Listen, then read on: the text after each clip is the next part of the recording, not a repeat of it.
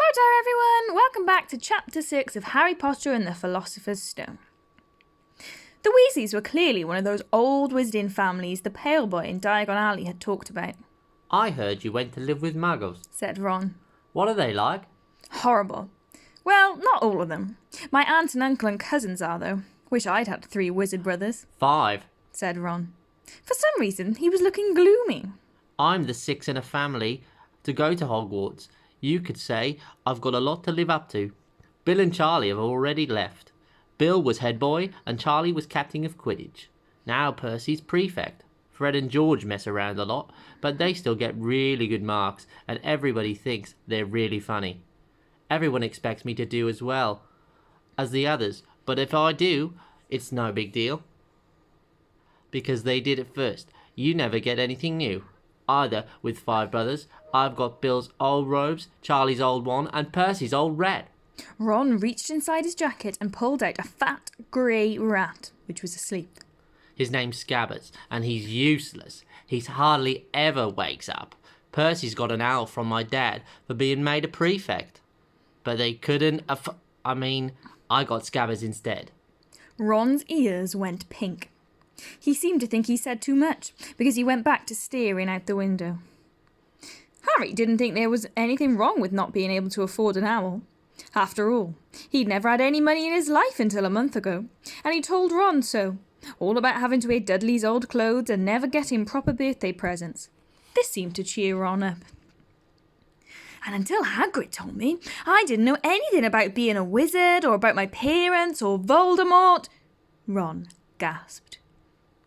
What? Said Harry. You said, you know whose name? Said Ron, sounding both shocked and impressed. I'd have thought you, of all people... I'm not trying to be brave or anything, saying the name, said Harry. I just never knew you shouldn't. See what I mean? I've got loads to learn. I bet, he added, voicing for the first time something that had been worrying him a lot lately. I bet I'm the worst in the class. You won't be. There's loads of people who come from Muggle families and they learn quick enough. While they had been talking, the train had carried them out of London. Now they were speeding past fields full of cows and sheep. They were quiet for a time, watching the fields and lanes flick past. Around 12:30 there was a great clattering outside in the corridor, and a smiling, dimpled woman slid back the door and said, "Anything off the trolley, dears?" Harry, who hadn't had any breakfast, leapt to his feet, but Ron's ears went pink again and he muttered that he'd brought sandwiches. Harry went out into the corridor. He had never had any money for sweets with the Dursleys, and now that he had pockets rattling with gold and silver, he was ready to buy as many Mars bars as he could carry. But the woman didn't have Mars bars. What she did have were Bertie Bott's every flavour beans, Drubel's best blowing...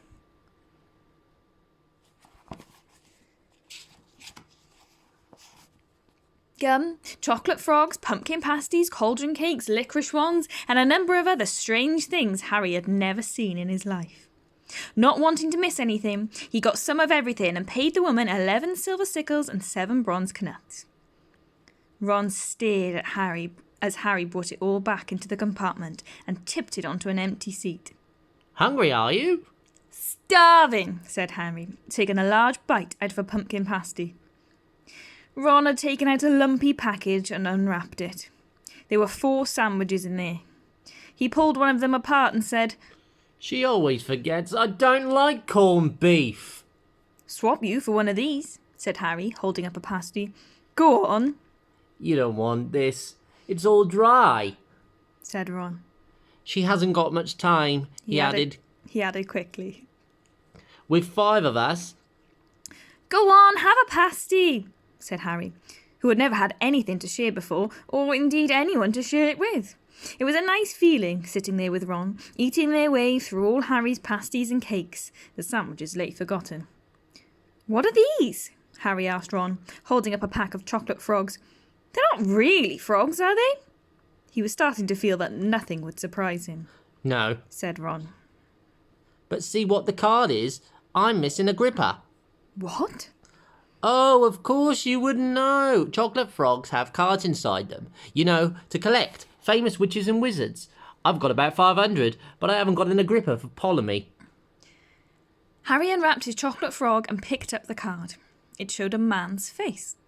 He wore half-moon glasses, had a long, crooked nose, and flowing silver hair, beard, and moustache. Underneath the picture was the name Albus Dumbledore. "So this is Dumbledore," said Harry. Don't tell me you've never heard of Dumbledore, said Ron. Can I have a frog? I might get a gripper.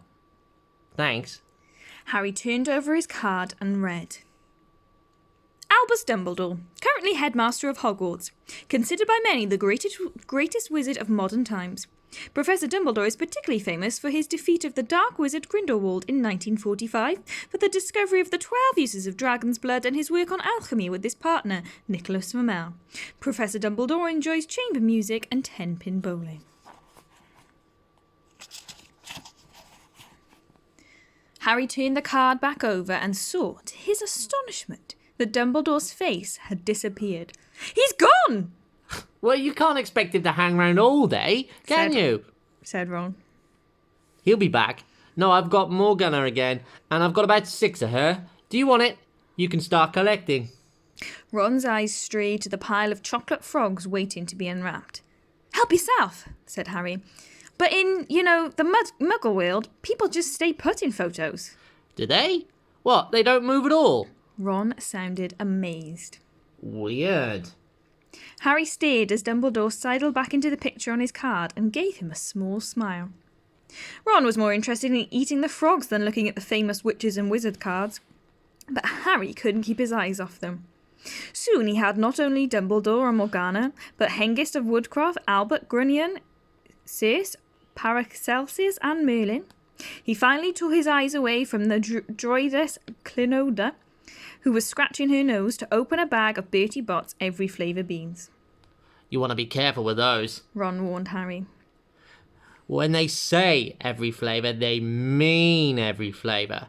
You get all the ordinary ones, like chocolate and peppermint and marmalade, but then you get a spinach and liver and tripe. George reckoned he had a bogey flavoured one once.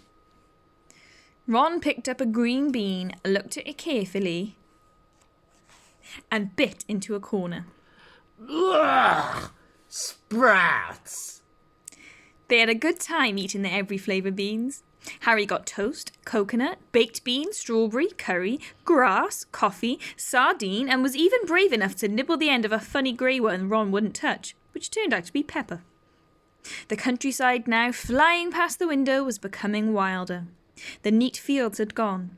Now there were woods, twisting rivers, and dark green hills.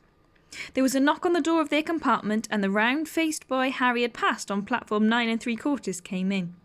He looked tearful.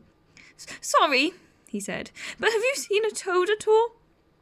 When they shook their heads, he wailed, "I've lost him! He keeps getting away from me!" "He'll turn up," said Harry. "Yes," said the boy, miserable. "Well, if you see him..." He left. Don't know why he's so bothered. If I'd bought a toad, I'd lose it as quick as I could. Mind you, I brought Scabbers, so I can't talk. The rat was still snoozing on Ron's lap. He might have died and you wouldn't know the difference, said Ron in disgust. I tried to turn him yellow yesterday, so make him look more interesting, but the spell didn't work. I'll show you, look.